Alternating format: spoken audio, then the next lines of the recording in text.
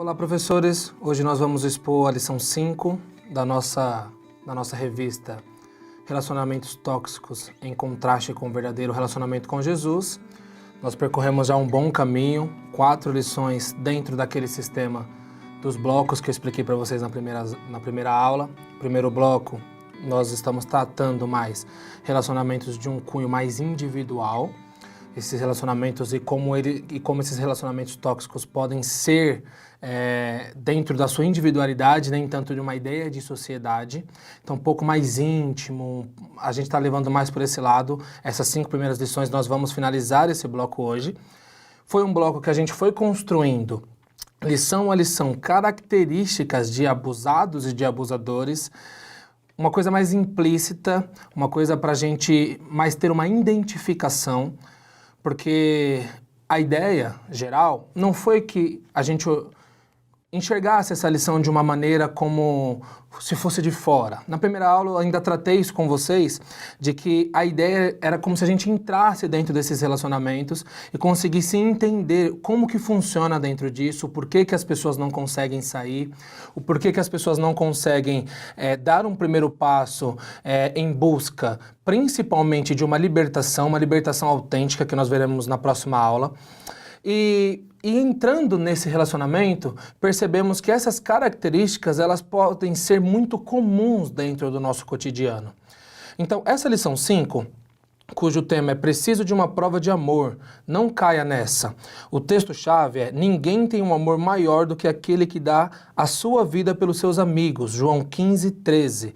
Nós trataremos como se fizéssemos um apunhalado das outras 4 lições. E junto disso, daremos uma finalização mostrando que realmente não tem amor dentro desses relacionamentos tóxicos, principalmente por uma pessoa.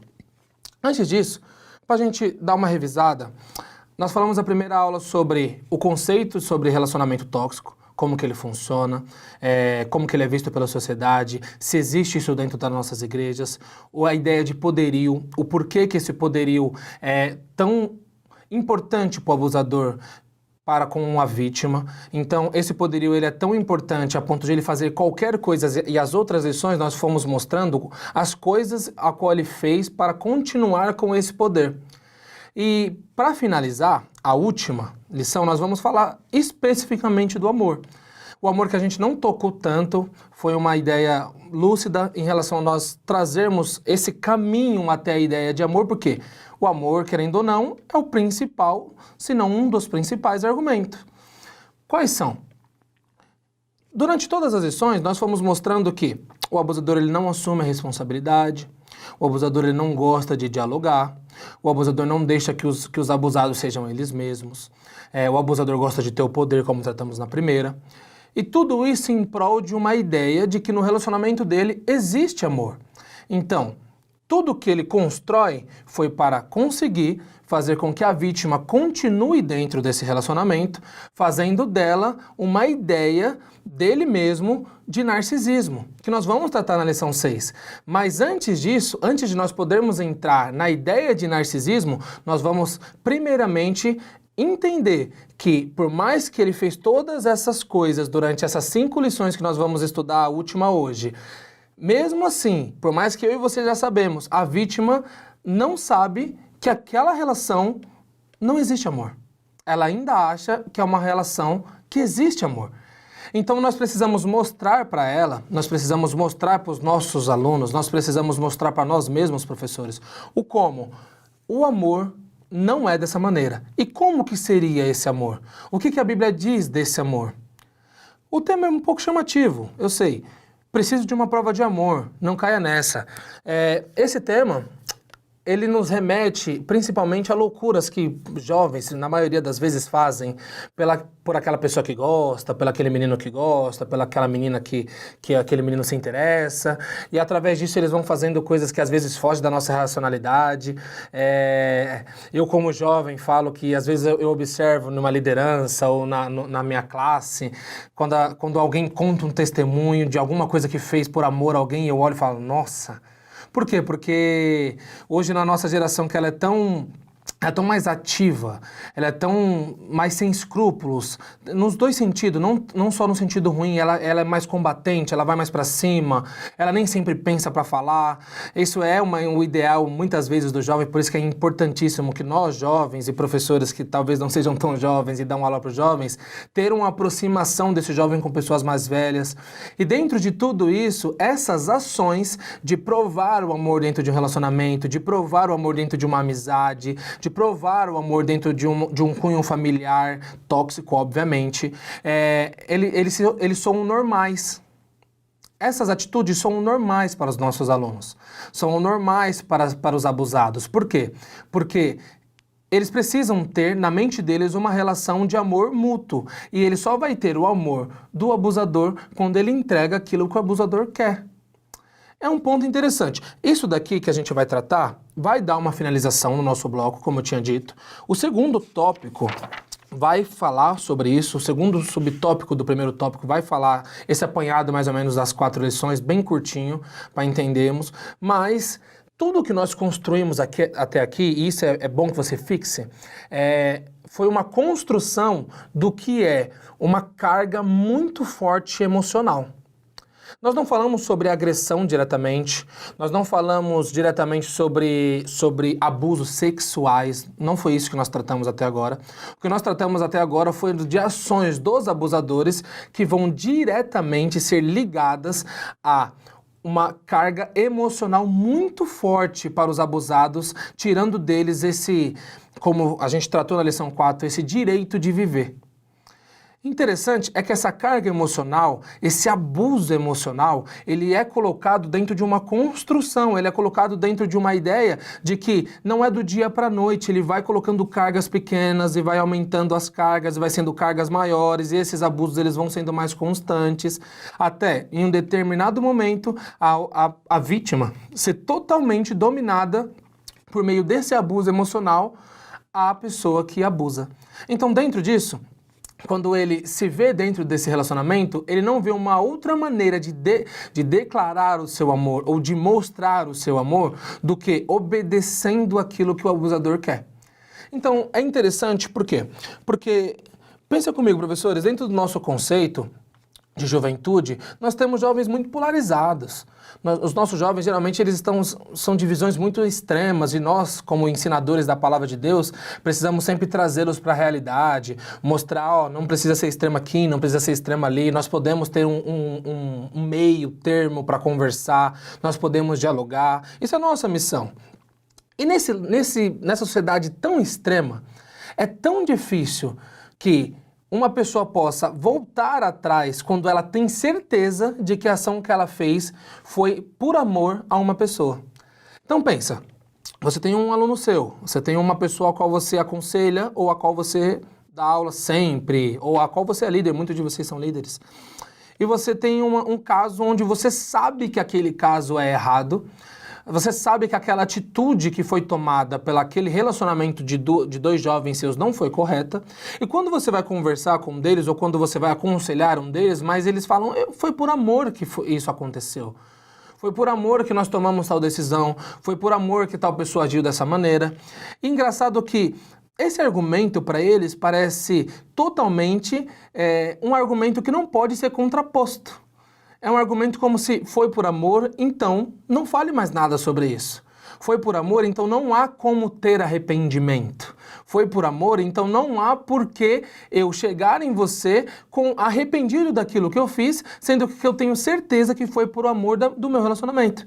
Então pensa, dentro disso, o que falta para nós, professores, entendermos essa juventude e fazermos com que, nesses momentos, desses conselhos, mostrarmos que eles estão errados? O que faz? Simples. Mostrar para eles, simples não no sentido de é fácil fazer, não é fácil trabalhar com a juventude, mas simples na ideia de mostrar para eles de que isso não é amor. Mostrar para eles o que é um verdadeiro amor. Mostrar para eles o que é uma verdadeira construção de um relacionamento amoroso. Por quê? Porque quando nós pensamos, nós tratamos isso na lição 4, que nós não somos perfeitos e que, até dei um exemplo, se Drummond tivesse olhado os aviões de hoje em dia, ele provavelmente se espantaria perto daquilo que ele criou. A ideia disso é que dentro desse relacionamento, um relacionamento de amor, a construção dessas fraquezas fazem com que eles escalem um relacionamento cada vez mais saudável. Então, não se sentiriam sufocados tendo que provar esse amor dia após dia para o seu cônjuge, para a sua amizade, para com o seu familiar, dia após dia, como uma prova. E aí que está o ponto central aqui dessa lição que nós estamos tratando, é que é uma prova que vai contra a vontade daquele que vai fazer. Uma coisa é eu provar o meu amor, é que essa prova de amor é muito forte para quando nós temos relações mais humanas. Mas é muito complicado nós falarmos que nós vamos provar o amor por alguém fazendo uma coisa que não nos deixa bem. Fazendo uma coisa que não nos deixa, sabe, não nos deixa no nosso eixo. Fazendo uma coisa que para a gente não é bom. Porque dentro de um relacionamento, e aqui que é a tratativa da nossa lição, dentro de um relacionamento tem que ser bom para ambos. Por mais que o sacrifício, obviamente, é feito dentro de um relacionamento, umas coisas que nós deixamos de lado, outras coisas que as outras pessoas deixam de lado para que possa ter uma convivência boa, tudo bem, mas essas provas que são pedidas hoje em dia, nunca, em quase nenhuma hipótese, elas são colocadas com vontade da outra pessoa. E muitas das vezes são subvertidas com a ideia de que, por mais que eu não goste, ele gosta, o abusador gosta, vai deixar ele bem, pode me destruir, mas vai deixar ele bem, deixando ele bem, o meu relacionamento fica bem. Não é isso uma construção de um relacionamento saudável. Não é isso. Então, o primeiro tópico, a primeira parte da lição vai dizer assim: o amor subvertido no relacionamento abusivo. Primeiro subtópico, sem pressão, por favor, é essa ideia que eu estou tratando com vocês de um relacionamento saudável. Não pode ter uma pressão psicológica de a pessoa não conseguir conviver sem estar sempre tendo que provar coisas para o seu cônjuge, ou tendo sempre que provar coisas para o seu familiar, ou assim por diante. Se eu fosse dar um exemplo para vocês, pensa numa amizade de vocês, uma amizade que os seus jovens possam ter. E essa amizade vem de muitos anos, vem desde quando eles são crianças, eles estudaram junto, cresceram na igreja, enfim. Acontece muito isso no ciclo religioso, até porque a comunidade religiosa, a igreja, ela forma grupos. Esses grupos, eles levam suas amizades, levam seus ideais, até porque, por mais que nós somos pessoas muito diferentes, a cosmovisão cristã faz com que nós tenhamos pensamentos parecidos quando nós somos realmente crentes. Então isso pode ser escalonado, isso pode ser levado durante muito tempo, amizades percorrem muito tempo. Ok. Então pensa em uma amizade de jovens seus que têm amizade desde quando nasceram, se são próximos, primos. E você percebe, observando eles, que eles não conseguem se aproximar mais de outras pessoas. Eles não conseguem mais ter outros amigos. Porque quando eles têm, um dos dois não gosta e afasta eles disso. E que, vira e mexe, você vê que um tem que parar de falar com uma outra pessoa que está conhecendo, ou um tem que deixar de sair sempre com uma outra pessoa, porque o outro não gosta. Olha, nós não estamos falando de um relacionamento amoroso. Nós não estamos falando de um relacionamento nem conjugal, nós estamos falando de um relacionamento de amizade. Pensa comigo, dentro desses moldes que eu apresentei para vocês, e pasmem ou não, é super normal no nosso tempo. Dentro desses moldes, é um relacionamento que o amor dentro desse relacionamento é verdadeiro? Não. Isso é um relacionamento abusivo. E o que nós precisamos entender é que privação não tem a ver com amor. Claro, não vamos abrir um precedente aqui. Óbvio que nós não podemos dizer que amar então é ser livre. Podemos ter um um segmento em relação a isso, podemos, mas não podemos confundir liberdade com libertinagem. Não é isso que o Evangelho nos mostra. Não é isso que o Evangelho vai nos apresentar. A Bíblia não vai nos falar que nós somos libertinos, mas ela vai dizer que nós somos livres. E muito pelo contrário, ela condena os libertinos.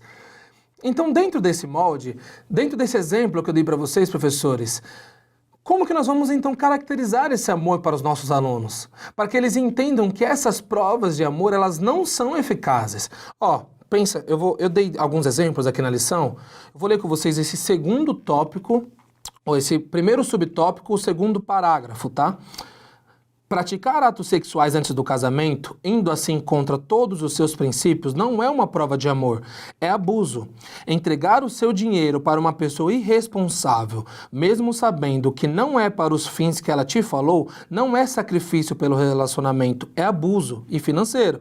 Afastar-se de pessoas que sempre te fizeram bem e torceram por você, simplesmente porque o seu parceiro ou sua parceira não vai com a cara, não é uma vida de quem namora, é abuso.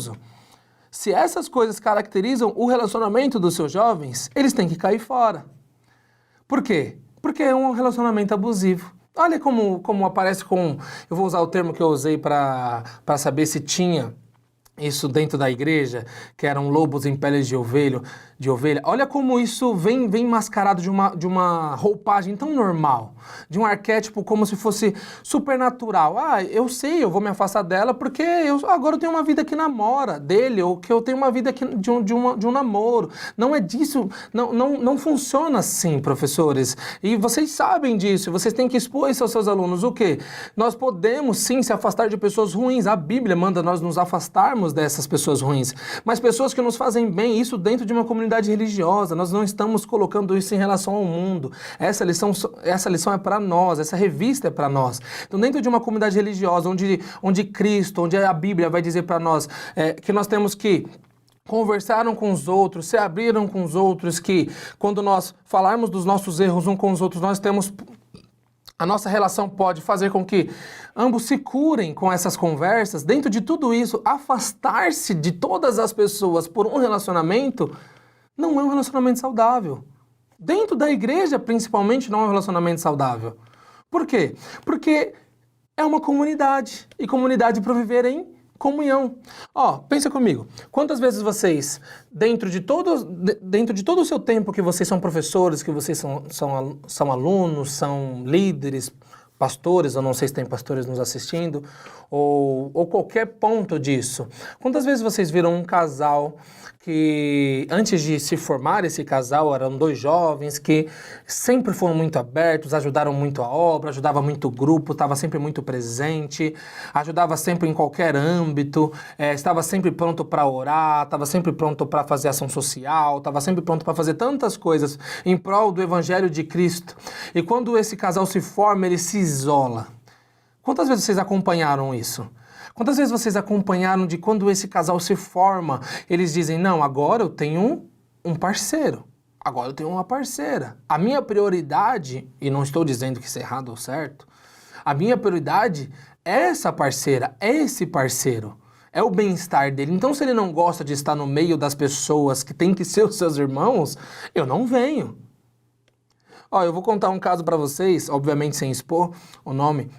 Aconselhei um casal que era super ativo dentro dos jovens, era super ativo dentro da comunidade religiosa, era super ativo dentro de todas as esferas da igreja, todos os grupos ajudavam, todos os departamentos, todos os setores.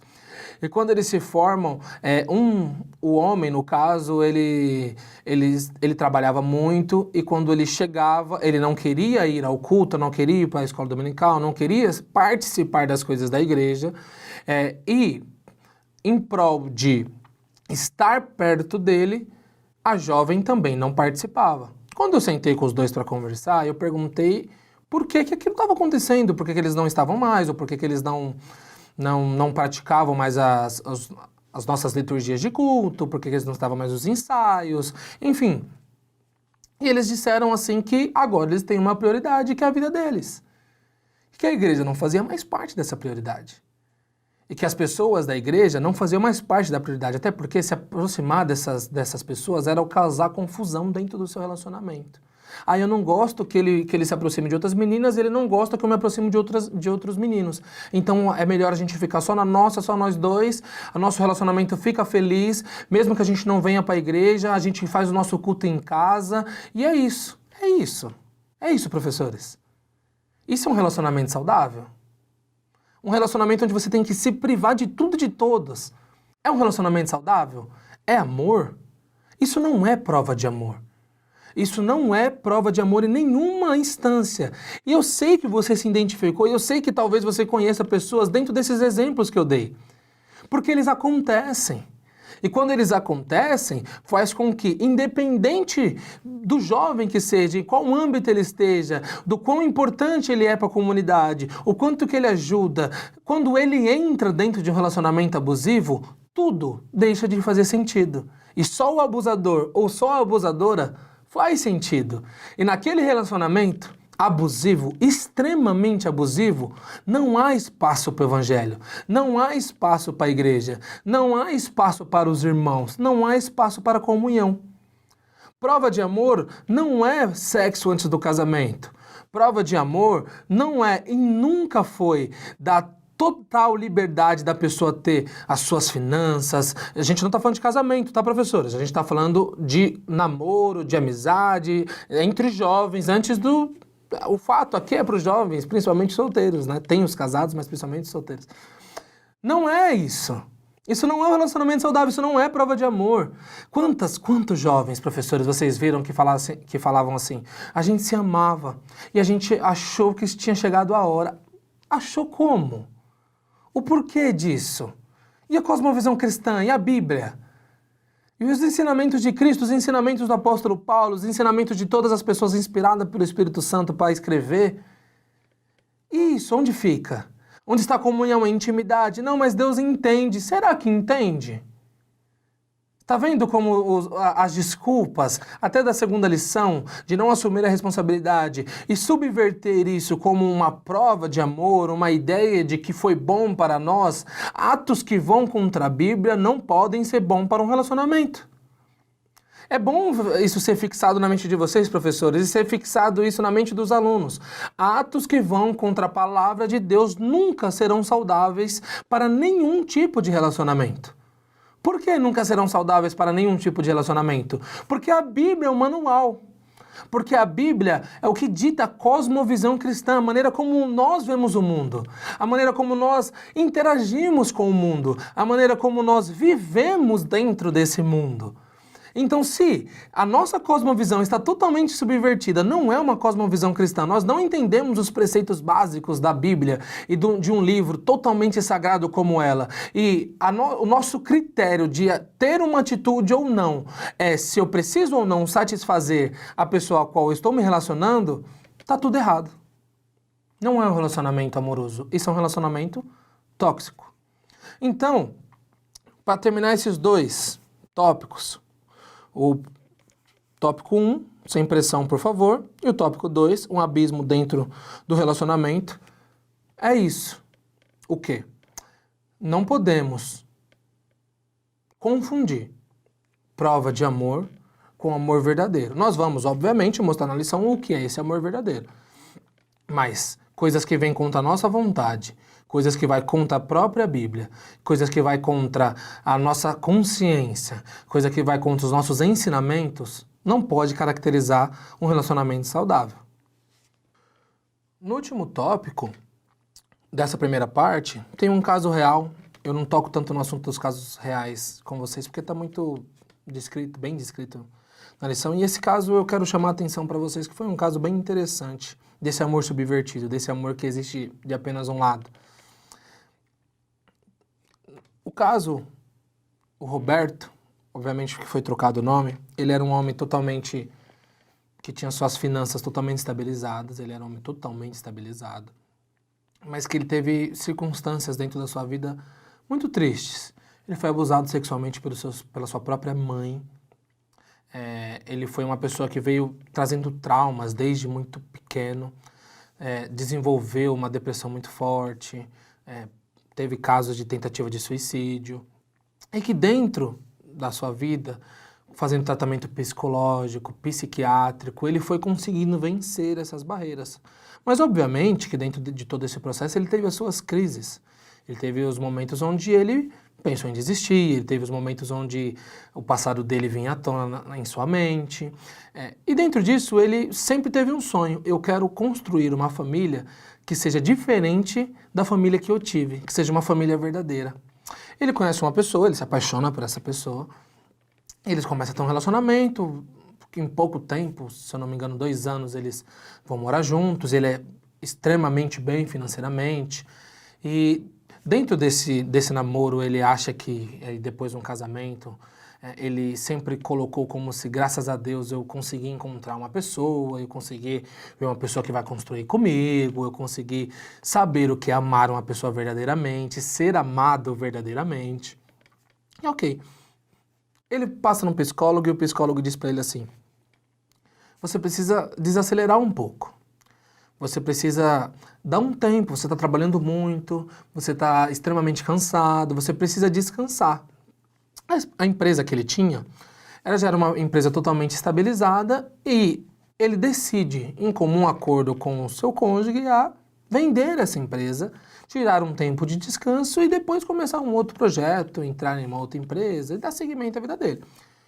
Ele vende essa empresa e a sua namorada, a sua noiva, ela chega nele e diz assim: bom, você está muito cansado, você precisa descansar, vamos viajar? Eles viajam juntos, eles aproveitam e dentro disso ela diz assim: por que você não dá o seu dinheiro para mim? Deixa o seu dinheiro comigo, eu faço a administração desse dinheiro e você descansa, você fica em paz, você fica tranquilo, você não precisa se preocupar com nada, não foi isso que o seu psicólogo te pediu? Dá um tempo, deixa comigo. Ele acredita, primeiro momento ele dá um passo atrás, ele diz assim: você não confia em mim? Pode deixar comigo. Ele vai lá, acredita, entrega o dinheiro para ela, tudo bem, o relacionamento continua, amor, vão viajar mais uma vez, enfim, o relacionamento segue. Ela gasta todo o dinheiro, paga todas as dívidas que ela tinha, gasta muito com ela e fica com o dinheiro guardado até dele. E em determinado momento, resumindo muito bem a história, que vocês vão ter aí para ler, ela chega nele, que ele morava dentro do apartamento dela, e diz assim para ela: olha, ela diz assim para ele: você tem 2 dias, ou 24 horas, 2 dias não, 24 horas, para sair da minha casa. Ele não entende, fala: como assim eu tenho 24 horas para sair da sua casa? E a nossa vida, e tudo que a gente está construindo, e a nossa relação? Fala: acabou, você tem 24 horas para sair da minha casa. Tá, tudo bem, ok. E o meu dinheiro? Tá com você. Eu não tenho nada, eu não tenho casa, eu não tenho para onde ir. Todo o meu dinheiro tá com você. Ela pergunta para ele isso: e quanto me custou cuidar de você enquanto você estava com depressão? Então, professores, isso é amor? Pensem bem. Isso é amor? Ele estava interessado no que ela era. Ela estava interessada no que ele tinha. E quando o que ele tinha não era mais suficiente para ela, ela encerra. Isso é amor? Jogar na cara o quanto cuidou quando ele mais precisou não deveria ser uma coisa pejorativa, mas deveria ser uma conquista de um casal. Isso é amor? Obviamente que não. Então, preciso de uma prova de amor. Não caia nessa. Esse é o tema da lição. Não caia nessa. Não precisa de uma prova de amor. Nós vamos mostrar que a maior prova de amor já aconteceu há 2000 anos atrás e, enfim, vocês sabem muito bem qual que é a história. Mas não precisamos cair. Não precisamos, em hipótese alguma, fazer alguma coisa contra os nossos princípios para agradar alguém. Em hipótese alguma. Nessa parte 2, nós vamos falar sobre esse verdadeiro amor. O amor esse que tem que regir todos os relacionamentos. É muito provável que você conheça o texto, né, professor? É um texto maravilhoso, que é em 1 Coríntios 13, onde Paulo vai falar sobre esse amor. É importante nós fazermos esse paralelo, é que esse tipo de subversão do amor em relação ao abusado e ao abusador, ele não pode ser levado como se ele fosse dualista entre o mundo e a igreja. Não, acontece nos dois, tá? A diferença que nós vamos ver aqui, no nosso argumento bíblico, é que nós temos uma saída para isso que o mundo não tem. Eu explico melhor. Nesse capítulo 13, nós vamos fazer um contraponto. Paulo vai fazer um contraponto muito claro. J. Carson vai deixar isso bem explícito, que não é um confronto entre o amor de Deus e o amor dos homens, mas sim um confronto do amor verdadeiro contra o amor egocêntrico. É isso basicamente que o capítulo, que muitos dos teólogos eles vão entrar em um consenso, que é um louvor, vai expor para a gente em 1 Coríntios 13. O ponto legal é que quando Gordon Fee ele vai falar que esse amor, que nesse capítulo é colocado no grego ágape, esse amor ele é de um caráter divino, mas que não está restringido entre a relação entre eu e Deus, mas que tem que ser o amor regente entre eu e os meus relacionamentos. Tem que ser regente entre eu e todas as esferas da minha vida. Esse amor tem que ser predominante. Olha que legal.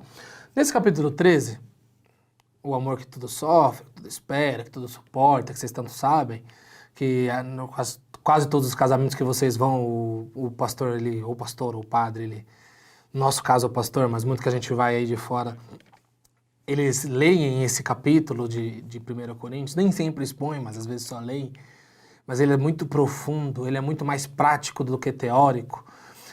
Esse amor é o verdadeiro amor que falta e que sempre faltou em todos os relacionamentos abusivos que nós tratamos até agora.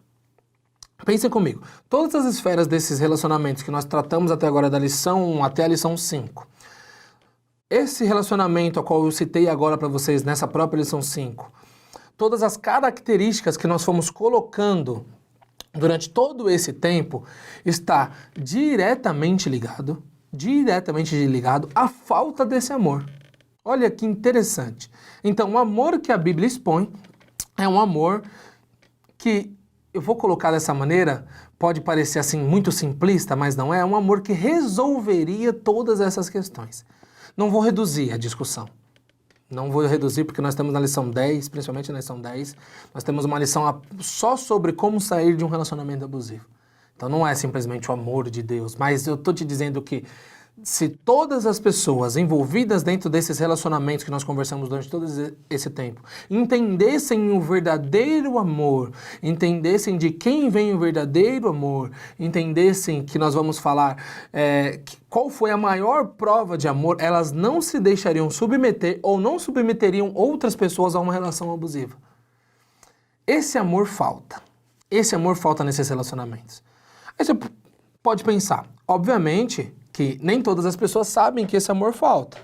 Mas, mesmo que elas não saibam que esse amor falta, mesmo que elas não saibam que esse amor ele não está dentro do relacionamento deles, e eles acham, nossa, ficou ruim, hein? Pode voltar? E eles acham que nesse relacionamento o amor de Cristo é realmente vigente, que eles entendem porque eles vão para a igreja, que eles têm certeza simplesmente porque todo domingo eles estão lá, porque eles frequentam a escola dominical, porque eles cantam louvores. Não. Esse amor não está lá. Porque o amor que 1 Coríntios 13 vai colocar, não, em nenhuma hipótese, submeteria essa relação a uma relação de abuso. Ela não deixaria virar uma relação de abuso. Nunca, em nenhuma hipótese. Esse amor só está em relacionamentos saudáveis, porque ele tem o caráter divino. E por ter o caráter divino, ele não está onde está o abuso. É engraçado que a gente precisa sempre fazer essas ligações, né? Aqui parece sempre um pouco polarizado, mas infelizmente é real. Onde há abuso não há Deus, onde há um amor subversivo, não há um amor verdadeiro. Sabe, esses dualismos que a gente faz para tentar explicar, às vezes pode parecer um pouco simplório, mas não é. Realmente há falta de Deus nesses relacionamentos. Realmente há falta de arrependimento, realmente há falta de graça, realmente há falta de amor. Em todos eles. E o amor que nós tratamos até agora nunca foi o amor que a Bíblia relata. Que a Bíblia relata principalmente nesse capítulo de 1 Coríntios 13. Obviamente que a Bíblia não trata desse amor só em 1 Coríntios 13, professores. Vocês podem expor as escrituras inteiras e como Deus prova esse amor para com tanto o povo de Israel para quanto com a igreja no Novo Testamento.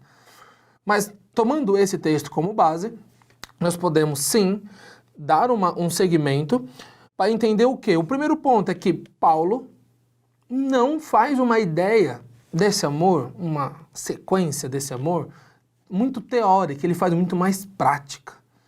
Vocês depois leem o segundo subtópico aí, dessa parte 2, que é as características desse amor, e você vai ver que é muito mais prático tudo que ele coloca. Ele vai dizer que vai sofrer, mas que vai esperar e que vai... Eu vou ler só uma partezinha com vocês, que é muito interessante. É que, ó, esse amor tudo sofre. Depois vocês acompanhem lá no texto bíblico, tá? Esse amor tudo sofre. É de natureza desse amor aturar. Olha que interessante. O abusador, ele atura?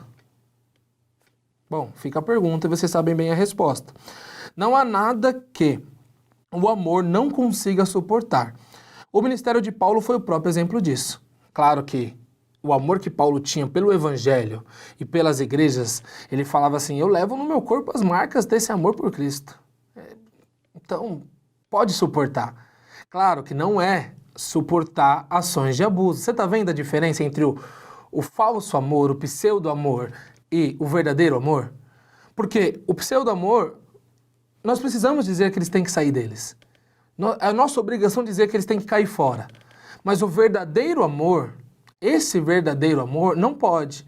Esse verdadeiro amor suporta coisas, suporta circunstâncias, suporta situações, mas esse verdadeiro amor tem que ser esse amor aqui, esse amor que Paulo expõe em 1 Coríntios 13, o amor bíblico, o amor de Cristo, o amor do caráter divino.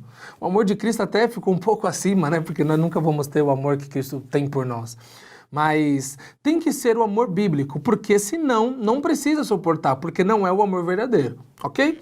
Então, tudo crê. Isso não quer dizer que o amor acredita no melhor de todas as coisas e as pessoas como se fosse ingênuo.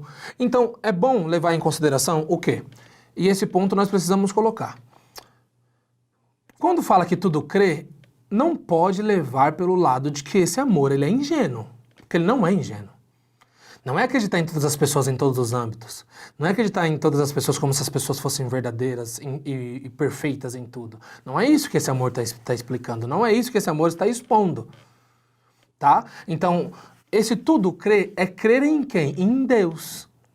Como? Crer que independente da circunstância onde o meu relacionamento, onde a minha amizade, onde o meu relacionamento familiar esteja passando, independente dessa circunstância, independente de qual seja a circunstância, não importa qual seja, eu creio que Deus está no controle. Eu creio dentro da soberania divina, sendo que esse amor é o verdadeiro, que está tudo dentro dos conformes daquilo que Cristo quer para a minha vida, daquilo que Deus Pai quer da minha vida. Então, professores, esse amor não é ingênuo. O amor ingênuo é o amor do abusador. É o amor que o abusado tem pelo abusador, acreditando em tudo que ele diz, acreditando em tudo que ele coloca, acreditando em tudo como ele constrói. Não funciona assim. Isso não é ingênuo. O amor verdadeiro exposto pela Bíblia, tudo crê, tudo suporta, tudo espera, mas nos âmbitos cristãos. Não tem como nós fazermos uma boa teologia dentro da nossa classe, não tem como nós expormos um texto desse daqui, ou colocarmos todas essas circunstâncias desses relacionamentos tóxicos para os nossos alunos, se eles não entenderem que tudo tem que partir de uma cosmovisão cristã e que se a vida deles não está de acordo com essa cosmovisão cristã, dentro de todos os âmbitos que a Bíblia coloca, não tem um critério para eles dizer o que é certo e o que é errado, então tudo vai ser relativo. Mas quando eles estão dentro dessa cosmovisão cristã, dentro de uma ideia como eles enxergam o mundo como Deus quer, como eles enxergam o mundo como a Bíblia diz que eles têm que enxergar, quando eles amam as pessoas assim como Cristo amou, dentro disso, aí sim, as características desse amor de 1 Coríntios 13, elas aparecem. Então não confundam. Essas características não são aplicáveis dentro de um relacionamento abusivo. Essas características são aplicadas dentro de um verdadeiro relacionamento. Um relacionamento saudável, que tenha o verdadeiro amor, o amor exposto pela Bíblia, o nosso manual de fé, exposto pela Bíblia, esse livro da redenção que só aconteceu por amor. Ponto final de tudo isso, o último subtópico é: Jesus é a verdadeira prova de amor. Fazendo uma comparação aqui com o nosso tema, preciso de uma prova de amor, não caia nessa. Jesus, a verdadeira prova de amor, é mostrar que nós não precisamos dar e nem receber nenhuma prova de amor. Que prova de amor? Por isso que é com aspas, tá? Provar o amor à pessoa tem que ser algo natural. Provar o amor a uma amizade tem que ser uma coisa natural. Provar o amor em um cunho familiar tem que ser uma coisa natural. Não precisa ser pressionado. Quem ama, demonstra. Quem ama, mostra em todos os lugares que ama. Quem ama, tem um relacionamento saudável, quem tem esse verdadeiro amor. Então, no dia que alguém pedir para os seus alunos, e vocês vão dar esse conselho para eles, eu peço que vocês deem esse conselho para eles, uma prova de amor, peça para os seus alunos responderem. A maior prova de amor já foi feita. A maior prova de amor já foi executada. E essa prova de amor, nada do que eu fizer vai ser maior do que isso. Eu não preciso provar. Eu sou livre para eu ter um relacionamento com você verdadeiro, mas dentro dos moldes cristãos. Dentro dos moldes da cosmovisão cristã. Dê esse conselho para eles. Não existe prova de amor saudável onde não é voluntário. Não existe prova de amor saudável onde vai contra os princípios da cosmovisão cristã. Não existe prova de amor saudável onde vá contra a fé da pessoa. Em nenhum âmbito. A maior prova de amor já foi dada. A maior prova de amor já foi feita no nosso Senhor e Salvador Jesus Cristo. Ok? Para finalizar, eu vou ler a conclusão com vocês. O amor é uma coisa maravilhosa, é lindo quando falamos com verdade em nossos corações, eu te amo, para a pessoa querida. Geralmente, os relacionamentos são construídos nessa base. Infelizmente, um relacionamento abusivo, não. O relacionamento é construído em uma base de amor inexistente em um dos lados, querendo aproveitar apenas o que o outro tem a oferecer. Sendo assim, na primeira crise, ele se desmancha. O amor que a Bíblia nos apresenta não é assim. Suas características são opostas, não necessitando de prova alguma, porque a maior prova já foi realizada, a morte e ressurreição de Cristo. Ok, professores? Então, essa é a nossa lição 5. Nós fechamos esse primeiro bloco dessas 5 lições de um cunho mais íntimo. O próximo bloco nós vamos tratar uma ideia mais social. Então, dê esse conselho para os seus alunos. Espero que vocês conseguiram, dentro dessas 5 aulas, ouvindo os seus alunos, fazendo com que eles digam mais o que eles pensam sobre esses relacionamentos, vocês consigam ter passado para eles o que é estar dentro de um relacionamento abusivo intimamente. E dentro disso, mostrar que em cada lição temos uma saída bíblica, temos uma saída em Cristo, temos uma saída no cristianismo, temos sempre uma saída para não estar dentro de um relacionamento abusivo e que o amor verdadeiro é o único que pode reger uma relação, ok? Então aqui finalizamos a lição 5, até a semana que vem.